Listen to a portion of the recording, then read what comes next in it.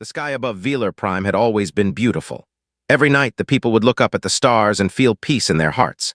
They were a gentle species with 4 arms and skin that glowed with soft blue and green light. For 10,000 years, they had lived on their world without war. They grew their food, raised their children, and spent their evenings talking about the meaning of life and the wonders of the universe. But tonight the sky was not beautiful. Tonight the sky was filled with enemy ships. Elder Counselor stood at the tall window of the council hall. His old eyes watched the dark shapes that blocked out the stars. There were hundreds of them, maybe thousands. The Dominion had come, and they had come with enough force to crush his world like an insect under a boot. They were everything they were not. They were creatures with hard shells and sharp claws. They did not grow food, they took it. They did not build civilizations, they conquered them. For centuries they had spread across the galaxy, turning free peoples into slaves. Now they had come for Velar Prime. A young aide named entered the chamber. Her skin flickered with nervous yellow light as she approached the elder. She was barely 30 years old, still a child by standards, but her mind was sharp and her heart was brave. "Elder," she said softly, "the Dominion has sent their demands." Did not turn from the window. "Tell me." "They give us 72 hours to surrender completely. All will be registered as property of the Dominion. Those who resist will be killed. Those who comply will be transported to work colonies across their empire." His voice broke. "They say there will be no negotiation." Closed his eyes. He had lived for 300 years. He had seen floods and famines and plagues, but he had never seen anything like this. His people had no army, no warships. They had believed that peace and wisdom would protect them. They had been fools. "Have we received any responses to our distress calls?" he asked. His glow dimmed with sadness. "The Galactic Collective says they cannot intervene in regional disputes. The Trade Syndicate fears economic damage if they oppose the Dominion. She paused. They have not responded at all." Nodded slowly. He had expected this. The galaxy was full of powerful civilizations, but none of them would risk their own comfort to save a small, peaceful world. The strong looked after themselves.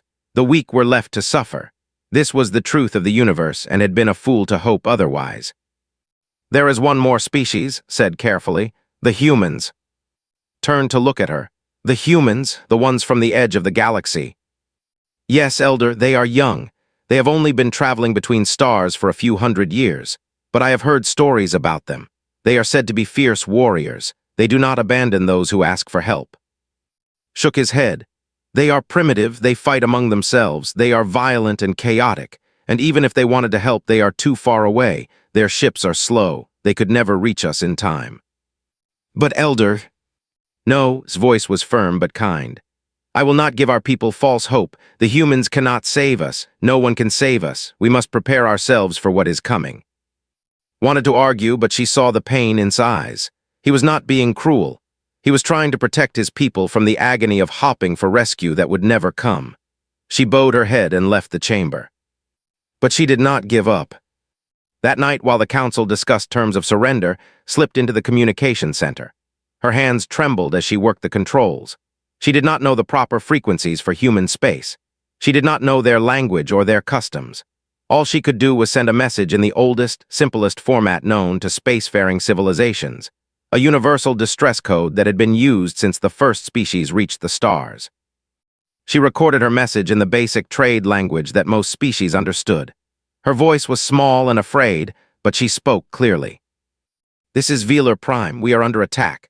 The Dominion has come to enslave our people. We have no weapons. We have no ships. We have asked for help from everyone we know, and no one has answered. We do not know if anyone will hear this message. We do not know if anyone will care, but if there is anyone out there who believes that the innocent should not suffer, please help us. We have only 72 hours. After that, our civilization will be gone forever." She sent the message toward human space and prayed to every god she knew. Outside, the first dropships began to fall through the atmosphere like burning meteors. The invasion had begun. In the cities, families held each other close. Parents tried to comfort their crying children. Old ones spoke of the peaceful days that would never return. The soft glow of skin, which had always been a sign of their emotions, began to fade across the entire planet. Blue and green turned to gray. Hope was dying. Elder stood alone on a balcony, watching the enemy ships descend. He thought about all the generations of who had built this civilization. The artists and poets, the farmers and teachers, the dreamers who had looked up at the stars and wondered about the universe. All of it would be destroyed. "Forgive me," he whispered to no one. "I could not protect you." Far across the galaxy, traveling through the cold emptiness of space, a tiny signal carried its voice toward a distant blue world. It would take many hours to arrive, and even then there was no reason to believe anyone would listen. The head called out to the stars, and the stars, as always, were silent, but had done something that no one on Velar Prime knew about. She had reached out to the one species in the galaxy that understood what it meant to be alone and afraid. The one species that had crawled out of the darkness through sheer stubborn will. The humans. And humans, unlike anyone else in the galaxy, always listened. The listening post on the edge of human space was a lonely place. It floated in the darkness between stars, far from Earth, far from the busy trade routes and bright colonies. Only a small crew worked there, spending their days monitoring signals from the unknown regions of the galaxy. Lieutenant Commander had been stationed at Outpost 7 for 2 years. She was a small woman with tired eyes and a sharp mind. Most days, she listened to nothing but static and the distant hum of dying stars. But she never stopped paying attention. Her grandmother had taught her that patience was a virtue and believed that someday something important would come through the void. That day came on a cold Tuesday morning. Was drinking her third cup of coffee when her console beeped. She almost ignored it. Signals came through all the time, cosmic radiation, old probes, echoes from ancient civilizations that had died long ago. But something about this signal felt different. She put down her coffee and leaned forward. The signal was weak and full of interference. It had traveled an enormous distance, but underneath the noise there was a pattern, recognized it immediately. It was the universal distress format, a code so old that most species had forgotten it existed. Someone was calling for help. Cleaned up the signal and played the message. A voice filled the room. It was soft and afraid, speaking in broken trade language. Listened to every word. When the message ended, she sat very still for a long moment. Then she reached for her communication device and called her commanding officer. 3 hours later, the message had reached Earth Orbital Command Station. Admiral Cole stood in the war room, surrounded by officers and politicians. He was 60 years old with gray hair and a face full of scars. He had spent his entire life in the Navy, fighting pirates and rebels and alien raiders. He had seen terrible things. He had done terrible things, but he had never stopped believing that humanity could be better than its enemies. The message played again on the main screen. When it finished, the room was silent. "Velar Prime is in Sector 47, said a young officer, pointing at a holographic map. "That's almost 4 months away at standard FTL speed. They gave them 72 hours. By the time we could get there, the planet will have been occupied for months." "Then why are we even discussing this?" asked a politician in an expensive suit. "We cannot help them. It is unfortunate, but it is not our problem." "Not our problem?" Cole's voice was low and dangerous. "Admiral, please, the Dominion is a powerful enemy. If we interfere in their conquest, we could start a war. Earth could be threatened. Our colonies could be attacked. We have to think about our own people first." Cole looked at the politician for a long moment. Then he turned to the screen, where the map showed the location of Velar Prime, a tiny dot of light in a vast and empty darkness. "Do you know what happened to the colony on Hope?" Cole asked quietly. "It was one of our first settlements outside the solar system. 3,000 people, farmers and scientists and children. They were attacked by raiders when humanity was still young and weak. They sent distress calls for 6 days. No one came to help them. By the time a rescue ship arrived, everyone was dead." The room was silent. "I was 19 years old when I saw the images from Hope," Cole continued. "Bodies in the streets, children who died waiting for help that never came. I joined the Navy the next day. I swore that I would never let that happen again, not to humans, not to anyone." "Admiral, with respect," the politician said, "these are aliens. They are not our responsibility." Cole turned to face him. His eyes were cold as ice. "Tell me something. When humanity was young and alone, when we were crying out for help and no one answered, how did that feel? We spent 200 years wondering if anyone in this galaxy gave a damn about us. Now someone else is asking us the same question." He pointed at the screen. "That is a little girl's voice on that recording. She is begging anyone to save her people, and you want to tell her that she picked the wrong species to ask." The politician opened his mouth to respond, but Cole was not finished. There is a ship in dock right now, the UEN Defiance. She is the fastest battlecruiser in our fleet. If we push her engines past safety limits, if we use emergency jumps, we might be able to reach Velar Prime in time. He looked around the room. I am asking for permission to try. And if you fail, someone asked, if you arrive too late, if your ship is destroyed, then at least we will have tried. At least for once in this cold and empty galaxy, someone will have answered the call. The debate lasted another hour.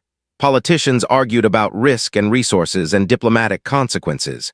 Military officers worried about the danger to their ships and crews. But in the end, Admiral Cole got his permission. 1 hour later, he stood on the bridge of the UEN Defiance.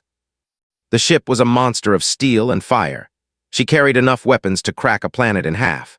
Her crew was made up of the best soldiers in the human fleet, men and women who had volunteered for a mission that might kill them all. Cole looked at his officers. You all know the situation. We are going to push this ship harder than she has ever been pushed. We are going to cross half the galaxy in a fraction of the time it should take. Some of us might not survive the journey, but if we do reach Velar Prime, we are going to show what happens when they pick on the defenseless. He paused. Any questions? There were none. Then let's go save some lives. The Defiance roared to life. Her engines burned with blue fire. Around her, a small escort fleet powered up their own drives, destroyers and frigates crewed by men and women who believed in something bigger than themselves. The fleet aimed toward a distant star. And then they were gone, vanishing into the void faster than light, faster than hope, racing toward a world they had never seen. On Velar Prime, no one knew they were coming. But they were coming anyway. Because that is what humans do. 3 days had passed since the invasion began. Velar Prime was burning. The beautiful cities that they had built over thousands of years were now broken and dark. Smoke rose from shattered buildings. The gardens where children once played were filled with rubble. The libraries where scholars had studied the mysteries of the universe were nothing but ash. They had shown no mercy. Ran through the darkness with a group of refugees. There were 30 of them, mostly women, children, and old ones who could not fight. They had escaped from the capital city before they could capture them, and now they were hiding in the ancient caves that lay deep in the mountains. The caves were cold and damp. Water dripped from the ceiling. The only light came from the dim glow of skin, and even that was fatting. The refugees had not eaten in 2 days. They had not slept in 3. But they were alive, and for now that was enough. A young child sat beside. Her name was Myra, and she was only 8 years old. Her parents had been taken during the first attack. She had not spoken a single word since. Now, for the first time in days, Myra looked up with large, frightened eyes. Is anyone coming to save us? She asked. Felt her heart break. She wanted to say yes. She wanted to promise that help was on the way, that brave warriors would descend from the sky and drive away the monsters. But she could not lie to this child. She had sent her message into the void, and the void had given her nothing in return. I do not know, whispered, but we have to keep hopping. Can you do that for me? Myra did not answer. She just lowered her head and closed her eyes. Far below the mountains, in the ruins of the capital city, Elder knelt in chains. They had captured him on the second day. They had dragged him through the streets so that all that could see their leader brought low. Now he was kept in a cage like an animal, waiting for whatever fate the Dominion had planned for him. Warlord stood before the cage. He was the largest had ever seen, a mountain of black shell and sharp edges, with eyes that glowed red in the darkness. He commanded the entire invasion force, and he had personally overseen the destruction of Swirled. You are a fool, and said. His voice was like stones grinding together. Your people had no weapons, no ships, no allies, yet you refused to surrender immediately. You made us waste ammunition destroying your pathetic defenses. Why? Looked up at the monster before him. Even in chains, even facing death, he would not show fear. Because surrender would not have changed anything, he said quietly. You would have enslaved us either way. At least by resisting, we showed our children that some things are worth fighting for. And laughed. It was an ugly sound. Fighting for? Look around you, old one. Your cities are ash, your people are in chains. Your children will grow up as slaves and their children after them. You accomplished nothing. Perhaps, but I can still look at myself without shame. Can you say the same?" For a moment, something flickered in N's red eyes. Then it was gone, replaced by cold amusement. "Tomorrow at dawn, you will be executed in the central square. Your death will be broadcast to every corner of this planet. Your people will watch their beloved elder die, and they will understand that resistance is meaningless." He leaned closer to the cage. "You reached out to the stars for help, did you not? You sent your little messages to every species you could think of. And what did the stars give you in return?" "Said nothing." Silence, and answered his own question. "The stars gave you silence, because that is all they ever give. The galaxy does not care about the weak. The galaxy does not save the helpless. There is only power, old one, power and those who wield it." He turned away. "Enjoy your last night of life." Watched the warlord leave. Then he closed his eyes and thought about his people, about the children who would grow up in chains, about the scholars who would never write another book, about the artists who would never create another beautiful thing. He thought about his young aide who had argued so passionately for hope. He wondered if she was still alive. He hoped she had escaped. And somewhere in the deepest part of his heart, he wondered if her message had reached anyone at all. High above the planet, in orbit around Velar Prime, the fleet waited like patient predators. There were 200 warships in total, cruisers and carriers and destroyers bristling with weapons. They had crushed the without breaking a sweat, and now they simply waited for the occupation to be completed. On the bridge of the flagship, a sensor officer noticed something strange. At the very edge of the system, far beyond the outer planets, there was an energy signature that did not match anything in the database. "What is that?" his commander asked. "Unknown, sir. It appears to be some kind of space distortion, possibly a natural phenomenon." "Monitor it, report if it changes." "Yes, sir." The officer turned back to his console. The energy signature was strange, but it was too far away to be a threat. Probably just a cosmic anomaly, a fold in spacetime caused by gravitational forces. Nothing to worry about. He did not know that the anomaly was getting closer. He did not know that inside that anomaly, traveling faster than any ship could imagine, a human fleet was burning through the void like a bullet made of hate and hope.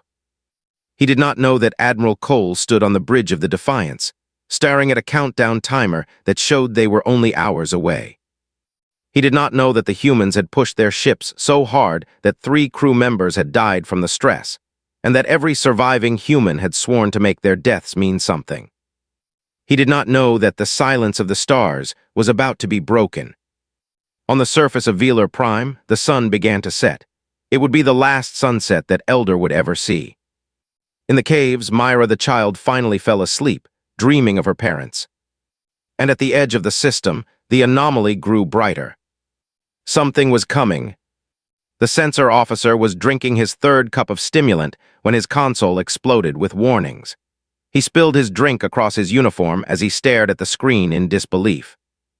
The anomaly at the edge of the system had just become something else entirely. Ships were appearing out of nowhere, not slowly, like normal vessels exiting faster than light travel, but violently, tearing through the fabric of space like bullets through paper. The energy readings were impossible. No species in the known galaxy could travel that fast or exit with that much momentum. "Contact," he screamed. "Multiple contacts emerging at the system boundary. Unknown configuration. They are already accelerating toward us." On the flagship bridge, Warlord turned from the window where he had been admiring his conquered world. "What species?" he demanded. "Unknown, Warlord. The ship designs do not match anything in our database." The officer's claws were shaking. "They are broadcasting on all frequencies." "Put it through." The main screen flickered. A face appeared, a human face, weathered and hard, with cold eyes that held no fear. Behind him, the bridge of a warship hummed with activity. Crew members moved with calm efficiency, preparing for battle. "This is Admiral Cole of the United Earth Navy," the human said. His voice was flat and steady. "You are engaged in the unlawful subjugation of a sentient species. You will withdraw your forces immediately and release all prisoners. This is your only warning. There will not be a second one." And stared at the screen. Then he began to laugh. "Humans, the humans have come." He laughed harder. "I have heard of your species, young and foolish and barely capable of traveling between stars, and you dare to challenge the Dominion." He spread his arms wide. Look at your fleet, human. I count only 15 ships. I have 200. You are outnumbered and far from home. Turn around and leave, and I will let you live. Admiral Cole's expression did not change. I gave you your warning, he said simply. Now face the consequences. The screen went dark. For a moment, nothing happened. Then the human fleet opened fire. The first wave of missiles crossed the distance between the fleets in seconds. They moved faster than weapons, faster than sensors could track. 3 Dominion cruisers exploded before they could raise their shields. Return fire, and roared. All ships engage the enemy. The fleet turned to face the humans, 200 warships against 15. The numbers were overwhelming. The outcome should have been certain. But the humans did not fight like anyone they had ever faced. The UEN Defiance led the charge. She was a beautiful ship, long and sleek and covered in weapons. She dove straight into the heart of the enemy fleet, her cannons blazing, her shields absorbing hits that would have destroyed lesser vessels. Around her, the other human ships spread out in patterns that seemed chaotic but were actually perfectly coordinated. They fired everything they had. Missiles and energy beams and kinetic rounds filled the space between the fleets. Human ships took hits. One destroyer lost its engines and began to drift. A frigate's shield collapsed, and alien fire tore through its hull. But the humans did not stop. They did not retreat. They kept coming, kept fighting, kept dying. On the bridge of the Defiance, Admiral Cole stood with his hands clasped behind his back. The ship shook as enemy fire struck the shields. Damage reports flooded in from every deck, but Cole's voice remained calm. Launch boarding pods, he ordered. Target their carriers. I want Marines on those ships in 5 minutes. Sir, that's suicide, his first officer said. The carriers are in the center of their formation. Then we better move fast, do it. Across the fleet, hatches opened and boarding pods launched into the void. They were small and fast and packed with human Marines, men and women in powered armor carrying weapons designed to kill at close range. The pods dodged through the chaos of battle, taking fire from every direction, losing 3 for everyone that made it through. But some of them made it through. On a carrier, the first boarding pod punched through the hull like a fist through glass. Human Marines poured out, their weapons already firing. The crew fought back with claws and plasma guns, but they were not prepared for close combat. They were spacers, not warriors. The humans cut through them like fire through dry grass. In space, the battle raged on. They were taking losses now, heavy losses. Human ships were destroyed, but they took 3 or 4 enemies with them. The formations that had looked so impressive were falling apart as captains panicked and broke ranks. And on the surface of Velar Prime, they looked up at the sky and saw something they had never expected to see. The night was filled with light. Explosions bloomed in orbit like flowers made of fire. The ships that had seemed so invincible were burning, and through the chaos, a voice came over every frequency, translated into the language by automatic systems. This is the United Earth Navy. We received your distress call. Hold on, we are coming. In the caves, heard the message and fell to her knees. Tears streamed down her face, glowing blue in the darkness. They came, she whispered. They actually came. Little Myra stood beside her, staring at the cave entrance where distant flashes of light were visible even through the rock. Who came? She asked. Humans. The humans came to save us. In the central square of the capital city, guards were preparing the execution platform. Elders stood in chains, waiting for dawn, waiting for death. Then the guards began to panic. Their communicators were screaming with reports of disaster, ships destroyed, soldiers killed, humans everywhere. And then the human dropships came roaring down from the sky. They fell like meteors, their hulls glowing red from atmospheric entry. They did not land gently. They crashed down in the streets, crushing vehicles and scattering enemy soldiers. Ramps dropped and human Marines poured out, armored giants with weapons that spat fire and thunder. The guards at the execution platform tried to fight. They raised their weapons. They fired at the approaching humans. They died. A Marine sergeant reached Elder. He was a big man with kind eyes behind his helmet visor. He pulled out a cutting tool and sliced through chains. Sorry we're late, he said. Stared at him. This creature from across the galaxy, this stranger who had risked everything to save a people he had never met. Why asked, why did you come? The sergeant smiled, because you asked. High above, the battle was ending. The flagship was surrounded by human ships. Warlord stood on his burning bridge, watching his fleet die around him. "This is impossible," he whispered. "They were supposed to be weak. They were supposed to be primitive." His last sight was the UN Defiance turning toward him, her main guns charging with blue light. "For Velar Prime," Admiral Cole said quietly. The Defiance fired, and the warlord of the Dominion became nothing but dust and memory. 1 week had passed since the Battle of Velar Prime. The Dominion was gone. Their fleet had been shattered, their soldiers captured or killed, their warlord turned to ash by human guns. The survivors had fled back to Dominion space, carrying tales of the terrible creatures who had come screaming out of the void to defend a world that was not even theirs. The galaxy would talk about this battle for generations. But on Velar Prime, no one was thinking about galactic politics. They were too busy burying their dead, rebuilding their cities, and trying to understand what had happened. The human ships remained in orbit, their crews working alongside them to repair the damage. Medical teams treated the wounded. Engineers helped restore power to broken cities. Soldiers handed out food and water to refugees who had been hiding in the wilderness for days. Elder stood in the ruins of the council hall, looking out at the city he had thought lost forever. Much of it was still destroyed. The scars of war would take years to heal, but they were free. Their children would not grow up in chains, and that was worth more than any building. A human officer approached him. "Elder, Admiral Cole would like to meet with you." Nodded, he had been expecting this. He followed the officer through the rubble to a landing zone where a human shuttle was waiting. They flew up through the atmosphere, past the clouds, into the darkness of space where the UN Defiance waited like a silent guardian. The ship was wounded, could see the scars on her hull, burns from enemy weapons, holes patched with emergency plating, entire sections that had been destroyed and sealed off. The Defiance had paid a terrible price for her victory, but she was still flying, still watching over the world she had saved. Admiral Cole met in an observation room with windows that looked down at Velar Prime. The human looked tired. There were dark circles under his eyes, and his uniform was wrinkled. He had not slept in days, but when he saw, he straightened up and offered his hand in the human gesture of greeting. "Elder, it's an honor to finally meet you properly." Took the hand carefully. Human skin felt strange against his own, warm and soft, without the bioluminescent glow of his people. "Admiral Cole, I do not have words to express what I feel, what you did, what your people did. We can never repay this debt." Cole shook his head. "There is no debt. We did what was right, that's all." Studied the human's face.